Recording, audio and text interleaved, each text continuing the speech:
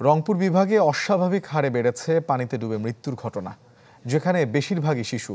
তথ্য বলছে এ বিভাগে গত ৬ মাসে প্রাণ গেছে ৩৪ জনের, যার মধ্যে ৩২ জনই শিশু। বিশ্লেষকরা বলছেন শিশুদের সাঁতার না জানা, অভিভাবকদের অসচেতনতায় বাড়ছে মৃত্যু।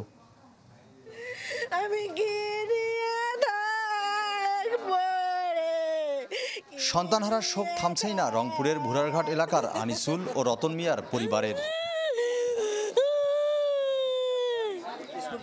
জানা যায় গত ২৬ জুন এই দুই ভাইয়ের সন্তান আরশি ও জিম স্কুল থেকে বাড়ি ফিরছিল।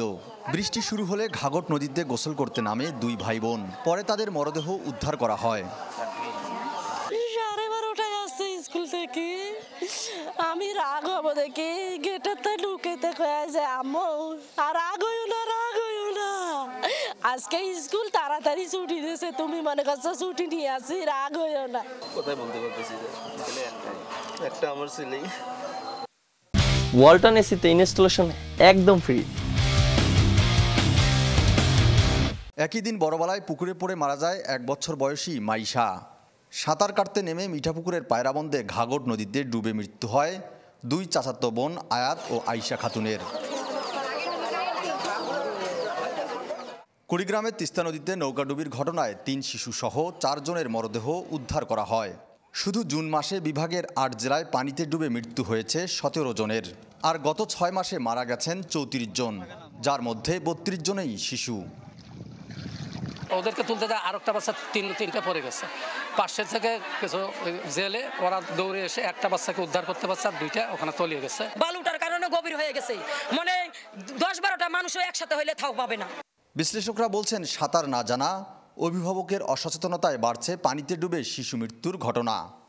গার্জিয়ানদেরকে অবশ্যই সচেতন থাকতে হবে, আর তাদেরকে কোনোভাবেই একা ছাড়া যাবে না বা পানিতে নামা যাবে না। তাদেরকে সাঁতার শেখানোর জন্য যা করা দরকার, অর্থাৎ পরিবার থেকে শুরু করে তাদের আশেপাশের লোকজন থেকে শুরু করে আমাদের এটি রাষ্ট্রীয় পর্যায় থেকে এখন পদক্ষেপ নেওয়ার খুব বড় সময় এসে দাঁড়িয়েছে।